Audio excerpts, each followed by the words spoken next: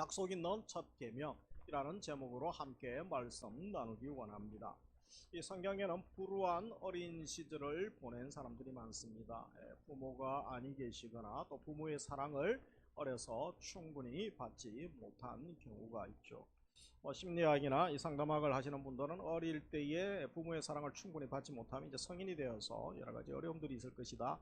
이런 예측 또 보고를 하기도 합니다만, 그러나 다 그런 것은 아니죠. 우리 모세는 바로가 사내 아이 살해 명령을 내리죠. 그래서 3개월이 지나면 아이를 키울 수가 없습니다.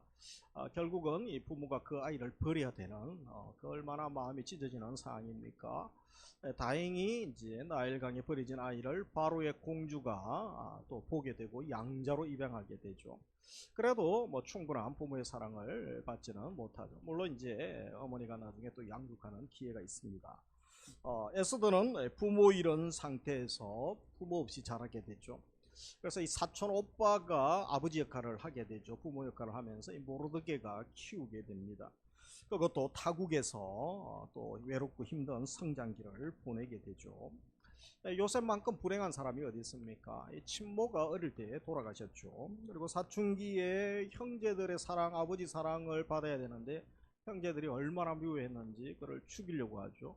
그래서 인신매매 당하고 타국에 가서 또 종살이 하다가 또 옥살이까지 했던, 이렇게 뭐 인생을 치면 세상적인 관점에서는 요셉만큼 비참하게 살았던 사람도 많지 않을 것입니다. 그러면서 다니엘도 10대 때 포로로 해외에 끌려가게 되죠. 성경에 보면 이런 참 10대 청소년 어릴 때에 불행한 삶을 살았던 사람들이 많습니다. 그런다고 그들의 인생이 불행으로 끝났습니까? 그렇지 않습니다. 그래서 우리 인생에 불행, 아픔, 고난들이 있을 수 있죠. 억울함이 있을 수 있습니다. 남들보다 충분한 사랑과 넉넉한 재정적인 지원을 받지 못할 수 있습니다. 그러나 그것보다 더 중요한 것은 우리가 그 상황 가운데 누구를 바라보느냐, 누가 나를 붙들어 주시느냐가 더 중요한 줄 믿습니다. 우리 성도님들, 우리 자녀들은 하나님이 붙들어 주시고 하나님을 바라보는 은혜를 부어 주시기를, 그래서 우리 인생에 지금부터 역전이 또 회복이 반전이 일어날 수 있기를 주의 이름으로 축복합니다. 우리 사람은 사회적 관계를 맺는 존재죠. 그래서 인간관계의 기본이 무엇이라고 생각하십니까? 우리 10계명에 보면 두 관계를 이야기하죠. 1계명부터 4계명에서는 이제 하나님과의 관계죠. 하나님을 사랑하라, 대신 관계. 그리고 그 이후의 계명들은 이제 대인 관계죠. 하나님 사랑 가지고 형제, 이웃을 내 몸처럼 사랑하라 라는 말씀을 하고 있는 것을 봅니다. 하나님 관계가 기초가 되어서 자연스럽게 하나님 백성들끼리 또 관계가 이어지게 되죠. 몸과 마음과 뜻을 다하여 하나님 사랑하면서 또 형제를, 이웃을 사랑하라고 말씀하고 있는 것이죠.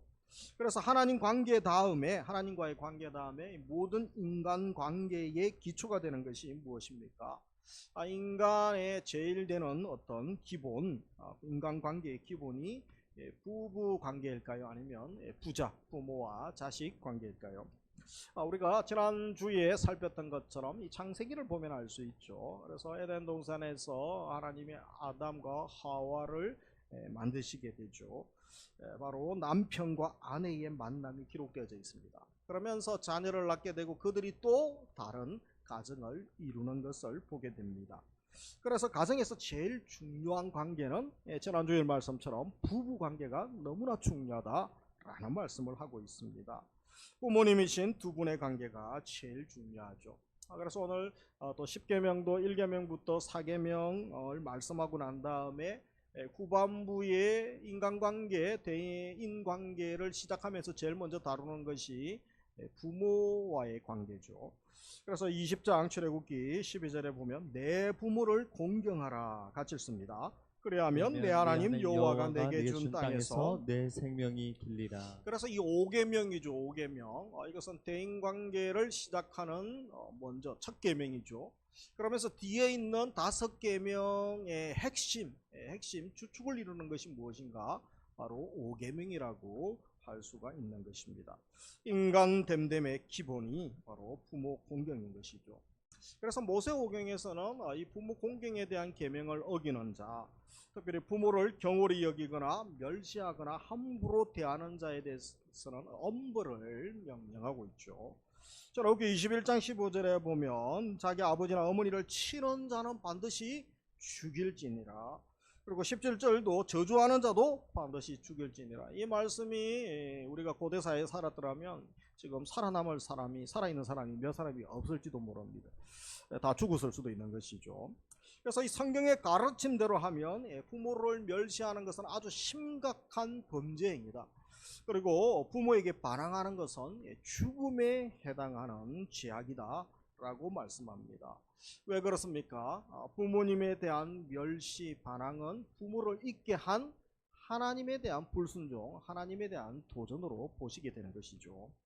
그러므로 인간 됨됨이를 볼 수 있는 첫 번째는, 위로는 하나님을 사랑하고 예배하는 것이죠. 그리고 옆으로는 누굽니까? 그 사랑 가지고 이웃, 부모, 형제를 사랑하고 또 부모에게 공경하고 순종하는 것을 보면 됩니다. 저 사람이 인간 됨됨이가 되었구나. 이 두 가지를 보면 알 수 있죠. 저 사람이 사랑의 사람인가, 하나님 사랑하고 또 부모를 공경하고 순종하는가. 언약 공동체의 기초요 질서라고 할 수 있는 것입니다. 부모는 생명을 주시는 하나님의 대리자다라고 말을 하기도 하죠. 왜 하나님은 자녀들에게 부모를 공경하라고 말씀하십니까? 인격적으로 훌륭해서 본받을 만한 일들이 많아서, 아니면 부모님이 재산이 엄청나서 정말 그 재산 때문에, 아니면 자녀들에게 희생적으로 헌신적으로 보인 그 사랑, 헌신 때문일까요? 사실 그런 부모님도 계시지만 반대로 부모가 아니 계셨더라면 더 고통이 적었을 텐데, 그 엄청난 빚이 나한테 또 사체에 대한 부담감들, 그리고 또 부모의 폭행, 감옥 가지 않았을 터인데, 뭐 이런 반대의 경우들도 상당히 많은 것들을 우리가 보기도 합니다. 그런데도 부모는 공경하라고 말씀하죠. 왜 그렇습니까? 부모는 나를 존재하게 한 분이기 때문에 그렇습니다. 자식을 존재하게 한 분이기 때문에 그렇죠. 잠언 23장 22절 이하에 보면, 너는 낳은 아비에게 청종하고 내 늙은 어비를 경히 여기지 말지니라. 25절 같이 읽습니다. 내 부모를 즐겁게 하며 너를 낳은 어미를 기쁘게 하라. 그래서 부모를 즐겁게 하고 말씀에 청종하고 기쁘게 하라, 그렇게 말씀하죠. 그것은 부모님이 없었더라면 내가 존재를 할 수가 없는 거죠. 부모 없는 자녀는 없습니다. 그래서 부모로 인하여 내가 존재했다는 것이죠. 그래서 하나님이 주시는 생명의 통로가 바로 부모인 것입니다. 그래서 어떤 상황에서도 부모를 공경하라. 내가 부모가 없었더라면 지금 이렇게 살 수가 없었던 것이죠. 그래서 루트가 무엇이라고 합니까? 부모는 하나님의 대리자다, 그렇게 루트가 말을 하기도 했던 것입니다. 그래서 자녀는 부모 공경하듯, 하나님을 공경하듯 부모를 공경하는 것이죠. 그리고 자녀가 부모를 공경하고 복양하는 것, 그것은 인간의 첫번 도리라고 말씀을 합니다. 여기 특별히 공경하라, 이 카베드라는 단어가 어떤 단어입니까? 이 단어의 의미는 보면 반드시 존경하라, 해도 되고 안 해도 되는 것이 아니죠. 공경은 반드시 공경하는 거죠. 그리고 영화롭게 하라. 이거 단어들을 보면 이 공경이라는 단어가 어디에 적용되는 것입니까? 하나님께 적용되는 단어 아닙니까? 하나님께 사용되어지는 단어죠. 그래서 영화롭게 하고 경배하고 또 공경하는 것, 하나님처럼 공경을 받아야 될 대상이 있다면 부모님이라는 것입니다. 동의가 안 되는 분이 계실 수도 있죠. 그래서 레위기 19장 3절에 보면, 너희 각 사람은 부모를 경외하고 나의 안식일을 지키라. 이 경외라는 단어가 어떻게 인간에게 쓸 수 있습니까? 근데 하나님께 사용되어져야 되는 단어 아닙니까? 경외감, 경외. 근데 너희 부모에게 그런 경외감을 가지라는 것이죠. 그래서 하나님은 이스라엘 백성들에게 부모 공경을 명령하고 있습니다. 하나님께서 언약 관계에 들어가기 원하는 백성들, 자녀들에게 바로 부모 공경을 원하시는 것이죠. 왜냐하면 부모는 언약 공동체 안에서 그 누구보다 하나님을 잘 대변하는 존재이기 때문에 그렇습니다. 어쩌면 부모 공경을 통하여 무엇을 배웁니까? 하나님 예배하는 법, 하나님을 경외하는 법을 배울 수 있기 때문에 그런 것이죠. 그러나 부모를 이렇게 공경하라 또 경외하라고 해서 우리 부모님은 신이다, 그래서 신처럼 받들어 모시고 신처럼 또 우상 숭배하라는 것은 아니라는 것을 알아야 됩니다. 무조건 부모를 신처럼 떠받들고 무조건 잘못해도 말씀에 다 순종하라, 그런 말씀으로 받을 수는 없는 것입니다. 왜냐하면 인간 부모도 여전히 연약합니다. 그래서 부모님도 나약함이 있고 또 죄를 짓기도 합니다. 여전히 죄인이죠. 그래서 자식들에게 잘못된 요청을 할 수도 있습니다. 그리고 부모님이 가르쳐주는 게 다 진리가 아니죠. 거짓된 또 그것을 가르치기도 합니다. 그래서 이 세상에 우리에게 하나님 말씀 진리가 아닌 다른 것을 가장 많이 가르치는 대상이 있다면 거짓 교사 중에 강력한 교사가 부모라고 할 수 있죠. 그리고 뭐 친구이기도 하고 학교 선생님이기도 하고 또 연예인이기도 하고 또 매스컴에서 AI가 또 거짓된 메시지를 많이 가르치기도 합니다. 부모도 그런 연약함이 있는 것입니다. 그런데 성경은 바울을 통하여 에베소서 6장 1절 같이 한번 읽겠습니다. 자녀들아 주 안에서 너희 부모에게 순종하라. 이것이 옳으니라. 그래서 무엇이라고 합니까? 순종은 단서 조항이 있죠. 주 안에서, 주님 안에서, 주님 말씀 안에서, 주님 사랑 안에서 우리가 순종하는 것이죠. 예를 들면 부모님이 주일날 일해야 되고 여행 가야 되니까 주일 성수하지 마, 나랑 여행 가, 나랑 같이 알바하고 일해. 그러면 그보다 더 큰 주의 말씀이 있죠. 하나님 말씀에 우리는 순종할 수 있는 것입니다. 그때는 부모님 말씀 위에 있는 법을 따라야 되는 것이죠. 그러나 부모 공경에는 아무 단서 조항이 없다는 것입니다. 2절에 있는 것처럼 바로 내 아버지와 어머니를 공경하라 약속 있는 첫 계명이다. 3절 이로써 내가 잘되고 땅에서 장수하리라. 순종은 못할 상황에서도 공경 못할 상황은 없다는 것입니다. 공경은 멈출 수가 없다는 거죠. 그래서 여전히 부모님은 나를 이 땅에 있게 한 존재이기 때문에 그렇죠. 생명 주신 분이시죠. 어떤 경우에도 부모 공경하는 마음을 잃어서는 안 되죠. 사실 환경적으로 보면 이 공경이 전혀 안 되는 그런 시대 또 그런 경우도 있을 수가 있는 것이죠. 그러면서 자녀들이 또 어떤 이야기합니까? 우리 부모님은 너무 옛날 사람입니다. 옛날 이야기만 합니다. 그리고 대화가 안 됩니다. 이 세대 차이가 나도 너무 많이 납니다. 그리고 너무 무식한 것 같습니다. 함부로 또 대합니다.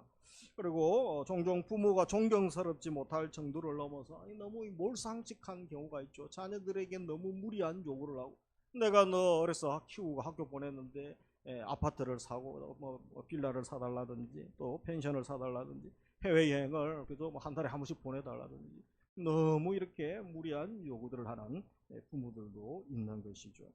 그래서 이 말도 안 되는 요청을 하기도 합니다. 사실 자녀들이 어리면 여유가 없는 거죠. 마음의 여유, 재정적인 여유, 또 영적인 여유가 없을 수도 있는데 너무 부담을 주는 부모도 있을 수 있습니다.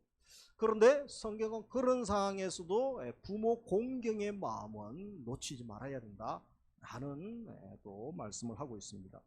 그 어떤 경우에도 부모 공경의 명령은 폐기될 수 없습니다. 우리의 최우선 관계는 하나님과의 관계죠. 그 다음 인간 관계라고 말씀을 했습니다. 그래서 예수님께서도 제자들을 이야기하실 때 어떤 말씀을 하십니까? 누가복음 14장에 보시면 물은 내게 오는 자가 같이 읽습니다. 자기 부모와 처자와 형제와 자매와 더욱이 자기 목숨까지 미워하지 아니하면 너니 내 제자가 되지 못하고. 그래서 여기 보면 이 제자들을 이야기할 때 가족이죠. 부모 형제 자식보다 바로 미워하지 아니하면 내 제자가 되지 못한다. 물론 이제 미워하다라는 것은 이제 우선순위의 이야기죠. 두 번째 사랑한다 그러는 의미가 원어적으로 있습니다.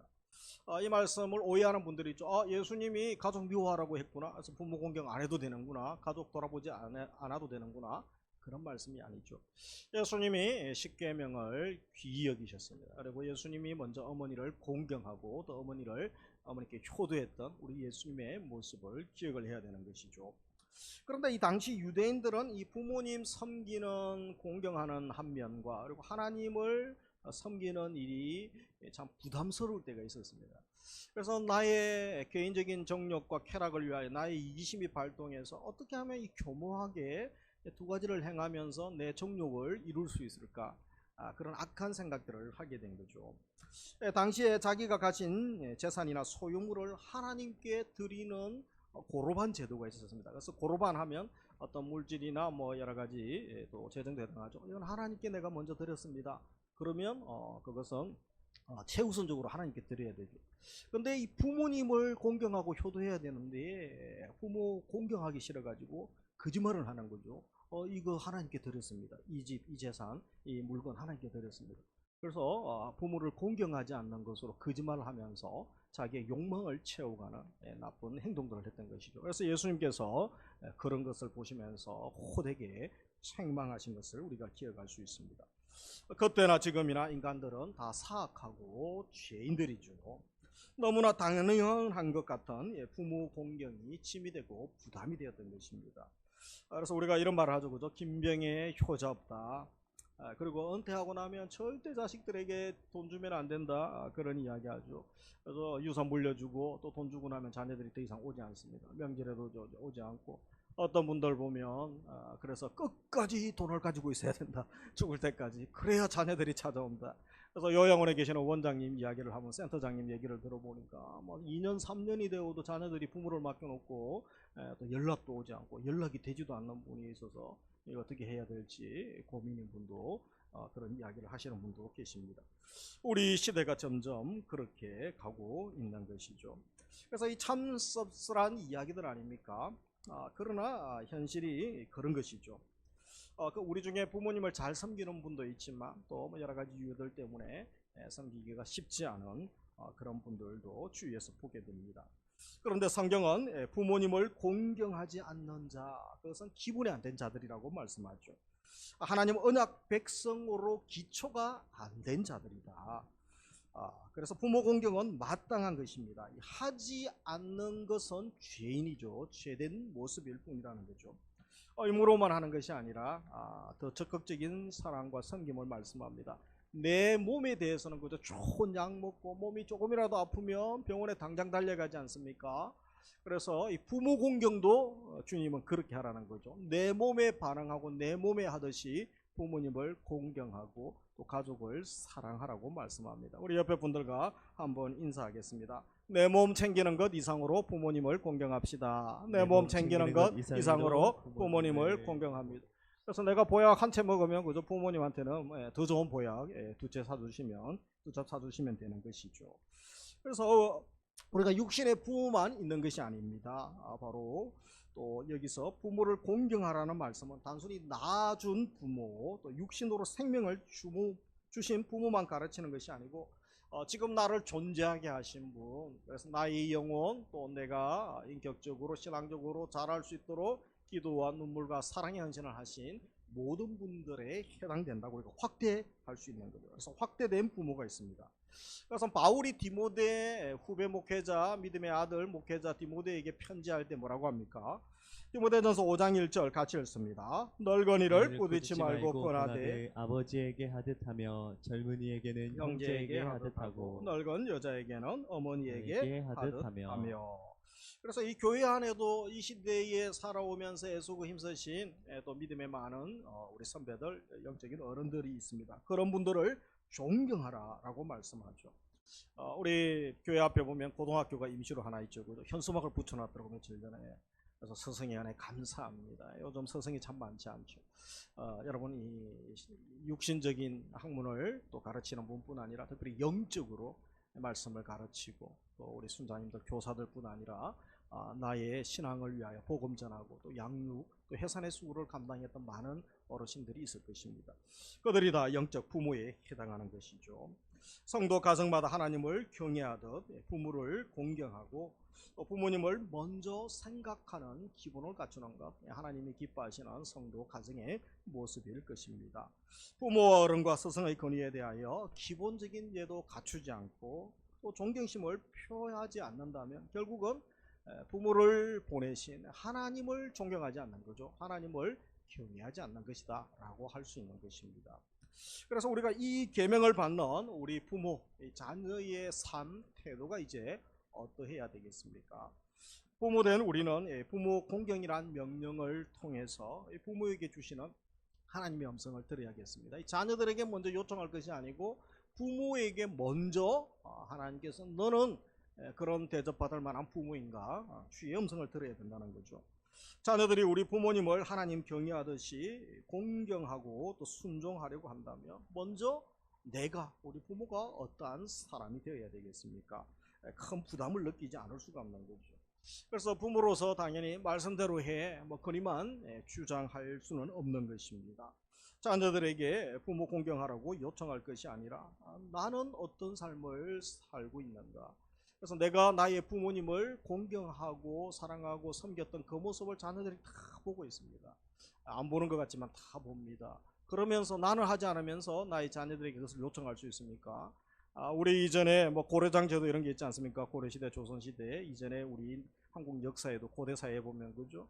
그래서 아버지하고 어머니가 그저 밤에 몰래 산속에 할아버지를 지게에 싣고 가서 버리게 되죠. 그래서 이제 내려오는데 나중에 보니까 아들이 지게를 가지고 오지 않습니까? 그거 버려야지 왜 가져오냐니까 나도 아버지 늙으면 저렇게 하려고요. 그래서 따라하지 않습니까? 그래서 부모가 어떤 삶을 살았는가 자녀들이 다 봅니다. 요즘은 모범 교육이죠. 삶으로 가르치는 겁니다. 말로 해서는 변화되지 않습니다. 사람이 감동받을 때 변화되죠. 부모님의 삶으로 감동을 줄 때에 내 주위에 신앙의 또 예배, 기도, 하나님 경외하는 그 모습들 때문에 섬기고 선교하는 그런 모습들 속에 감동을 받을 때에 사람들이 변화됩니다. 내 삶을 돌아볼 때 내 인생에 어떤 충격이 언제 있었습니까? 내 마음을 울렸던 그때가 언제입니까? 그것이 어떤 나의 미래를 바꾸고 나의 비전을 바꾸고 인생의 목적을 바꾸고 내 행동 패턴을 바꾸었던 그런 것들이 있는 거죠. 사람은 자녀들은 감동받을 때 바꾸어지는 것입니다. 자녀들이 마음껏 섬기고 순종할 수 있도록 부모로서 마땅한 책임 또 사명을 감당해야 되는 것입니다. 그러면서 자녀된 우리들도 어떻게 해야 되겠습니까? 말씀처럼 부모님을 공경하고 또 사랑하고 섬기는 것, 순종의 토를 달 것이 없는 것이죠. 생명 있는 한 나를 낳아주신 부모, 또 나를 길러주시고 또 하나님이 보내주신 하나님의 사람들, 지금까지 나의 영적 성장을 위하여 애쓰고 힘쓰신 모든 영적인 부모들이죠. 그들을 대하여 우리가 또 다시 한번 말씀으로 순종해야 되는 것입니다. 우리가 사랑하고 섬길 공경할 시간은 많지 않습니다. 여러분 돌아가시고 나면 별로 그럴 시간이 없습니다. 사실 돌아가시고 나서 세상에서는 우리나라 이제 유교 전통이 있지 않습니까? 더 비싼 돈을 들여서 화려한 장례, 황제 장례식 이런 거 해보셨습니까? 저는 이전에 그런 거 해본 적이 있어요. 몇 시간이 걸립니다. 왜 살아계실 때 잘해드리지, 살아계실 때는 잘해드리지도 않으면서 무슨 더 비싸고 더 좋은 거 남들에게 보이고 칭찬받으려고, 그것이 무슨 의미가 있겠습니까? 만약 이제 부모님이 다 세상을 떠나셨다면 우리 또 이웃 어른들 또 교회의 어르신들을 나의 영적인 부모님으로 생각하고 섬길 수가 있는 것입니다. 나의 스승들, 영적인 지도자들을 섬기는 거죠. 내 부모를 공경하라, 이 5계명 엄중한 주의 명령으로 우리가 알아야 되죠. 그러면서 주의 은혜를 구하며 우리 부모도 하나님의 은혜가 필요합니다. 우리 자녀들도 하나님의 절대적인 은혜가 필요합니다. 그래서 내가 섬기고 공경하려고 해도 내 마음대로 되지 않습니다. 왜냐하면 이해관계, 이 감정이 얽혀있기 때문에 쉽게 우리가 결단하고 또 용기 내기가 어렵습니다. 그래서 에베소서 6장 앞에의 모든 6장의 모든 부모관계 또 사회, 그죠? 주종관계의 변화 전에 5장 18절이 핵심입니다. 5장 18절이 뭡니까? 오직 성령의 충만함을 받으라. 그래서 성령이 지배하시고 성령이 역사하셔야 되죠. 그래서 폭포수 같은 하나님의 사랑이 부어질 때에 바로 내가 변합니다. 피차 복종하게 됩니다. 시와 찬미와 신령한 노래를 부르고 하나님을 경외하는 예배자가 되고 내가 먼저 섬기는 사람이 되면서 부부관계가 변화되고 그 다음에 부자관계가 변화되고 그 다음에 사회관계가 변화가 일어납니다. 그래서 우리가 한번 따라하겠습니다. 성령님을 사모합니다. 성령의 충만함을 사모합니다. 성령의 충만함을 날마다 사모합니다. 성령님 통치하시고 성령님 환영합니다. 다스려 주옵소서. 폭포수 같은 아버지의 사랑, 하나님의 사랑을 부어 주옵소서. 그때 우리가 이렇게 섬길 수 있는 줄 믿습니다. 그래서 이렇게 부모 공경하는 자에게 어떤 복이 있습니까? 3절 같이 읽습니다. 이로써 내가 내가 잘되고 땅에서 장수하리라. 잘되고 장수하리라. 그리고 20장 출애굽기 12절 내 부모를 공경하라 그리하면 내 하나님 여호와가 내게 준 땅에서 내 생명이 길리라. 잘되고 장수하고 생명이 길리라. 그러면서 또 이 장수에 대한 복을 부모 공경 말고 신명기에 보면 공정하고 의로운 삶을 살 때도 장수의 복을 주신다고 신명기 25장 15절에서 말씀하죠. 그래서 하나님이 주시는 땅에서 내 날이 길리라 그렇게 말씀합니다. 정리하면 우리가 오래 살기를 원합니까? 또 복된 삶을 살기 원합니까? 부모를 공경하고 순종하는 것이죠. 그리고 공의로운 삶을 사는 자를 주님이 주목하시고 약속의 복을 주신다는 것을 기억하시기 원합니다. 그래서 우리가 어르신들을 공경하고 부모를 공경하고 그렇게 살아가는 삶, 복된 삶이죠. 부모님이 살아계시면 우리가 감사를 더 표현하시고 또 자주 찾아뵙시고 뵙고 또 자주 연락드리기 원합니다. 우리가 사랑한다는 고백, 감사하다는 고백을 할 시간이 많지 않습니다. 그분들이 오랫동안 기다려 주시지 않는다는 것입니다. 관계가 너무 힘든 분들 돌아가시기 전에 관계가 회복되고, 특별히 아직 우리 부모, 형제들, 자매들 중에 자녀들 중에 믿지 않는 분들이 있으면 내가 살아있고 또 그분들이 잠깐 살아있는 기간을 주실 때에 제일 중요한 예수 사랑, 십자가의 복음을 전할 수 있는 은혜를 주시기를 주의 이름으로 축복합니다. 제가 이전에 아버지에 대한 간증은 조금 했는데 어머니는 뭐 짧게 말씀을 하고 말았습니다. 그래서 어버이 주일 말씀 묵상하다가 제가 부모님이 이제 아버님, 어머님, 또 장인, 장모님 이제 4명의 부모님이 계시지 않습니까? 그래서 오늘은 어머님에 대한 이야기를 조금 하고 하면 좋겠다라는 마음이 있습니다. 저희 어머니는 50대 후반에 혈액암 일종으로 돌아가셨습니다. 어머니의 형제들은 이제 2남 5녀죠. 7남매인데 그 당시에 이제 외조부님 되시죠. 그 당시에 이제 어머니의 부모님들이 사셨던 시대에는 아들이 최고죠. 2아들이 최고고 장녀가 최고였습니다. 그래서 이 셋째인 어머니는 뭐 부모 사랑에서 좀 소외되고 또 외할아버지가 늘 무섭게 하셨던 것은 동생들 돌보는 거, 그리고 가사 일하는 거, 여자가 무슨 학교를 다녀? 그러면서 학교도 못 가게 하시고 이제 나중에 한글을 깨우치는 그런 분이었습니다.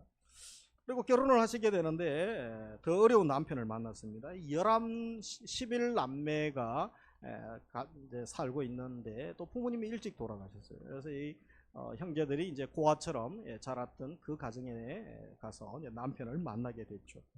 한평생 가난 속에서 고생하셨습니다. 그러면서 결혼하시고 이제 우리 8식구를 양육하셨죠. 먹이시고 양육하시고 고생하시면서 병안으로 또 일찍 하나님 품으로 돌아가셨습니다. 서름과 가난, 가정폭력이 있었죠.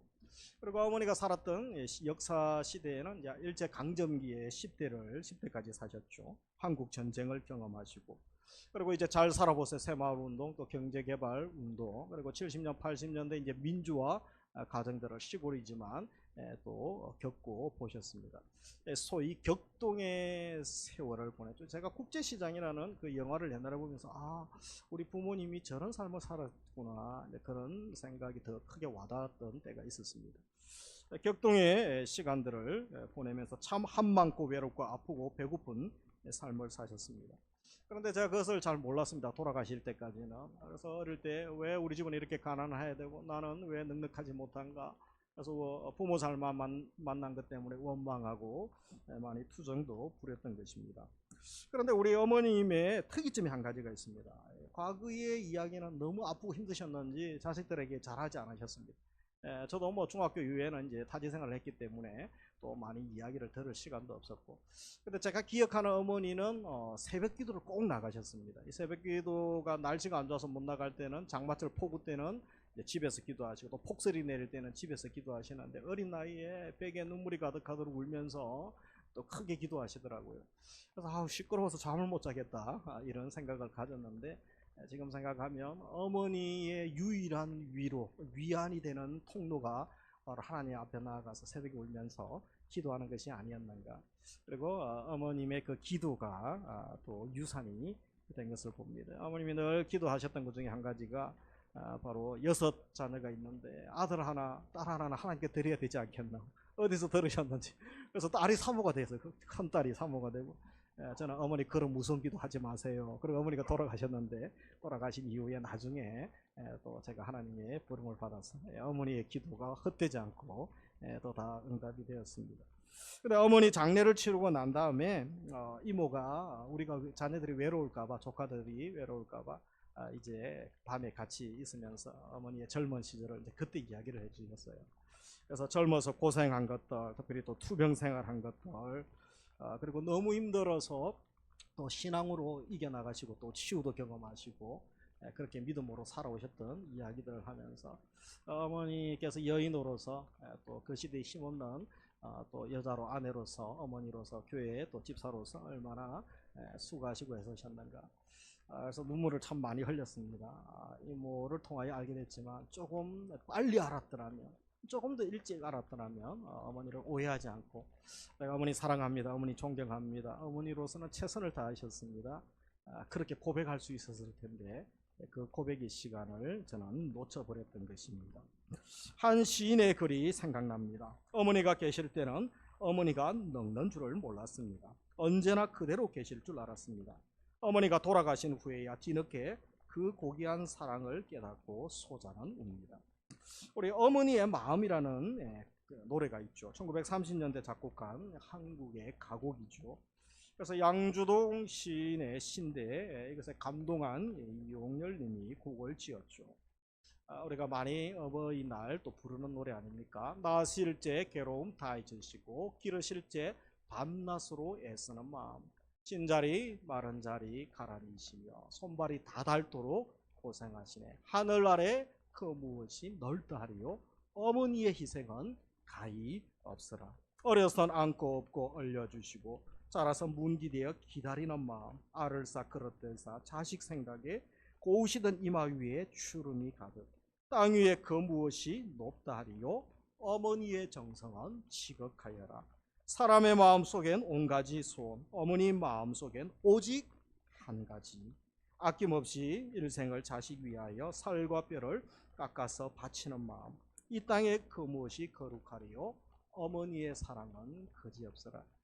우리 어머님만 그러겠습니까? 우리 부모님, 또 사랑하는 영적인 지도자들도 그렇겠죠. 영적인 부모님들 우리가 감사하고 사랑할 수 있을 때, 또 용서하고 용납할 수 있을 때, 살아계실 때 풀고 더 효도하고 섬길 수 있기를 원합니다. 곧 하나님이 부르시겠죠. 돌아가시고 나면 그냥 안타까움 또 죄스러움 후회만 남게 되는 것입니다. 하나님께서 혹시 저처럼 기회가 없는 분들은 이제 다른 어르신들, 그래서 제가 우리 교회 어르신들 좋아해요. 자주 여행 가고 밥도 자주 먹고 제 부모님으로 기도 많이 해달라고 그러지 않습니까? 우리 성도님들도 내가 좋은 부모 되고 멋진 부모 되시기를 원합니다. 하나님 경외하는 부모 되시기 원합니다. 그리고 또 자녀들 말씀으로 잘 양육하시고 자녀들도 부모님께 효도하고 사랑합니다, 축복합니다. 부모님 너무 멋집니다. 바로 말씀으로 믿음으로 영적으로 바라볼 때는 환경을 떠나서 그런 고백을 할 수 있는 줄 믿습니다. 말씀을 맺습니다. 부모를 공경하시고 주 안에서 순종합시다. 경건한 부모 되기 원합니다. 그래서 하나님의 영광을 드러내는 복된 삶을 위해 장수의 복을 받아내시기를 주의 이름으로 축복합니다. 우리 함께 찬양하겠습니다.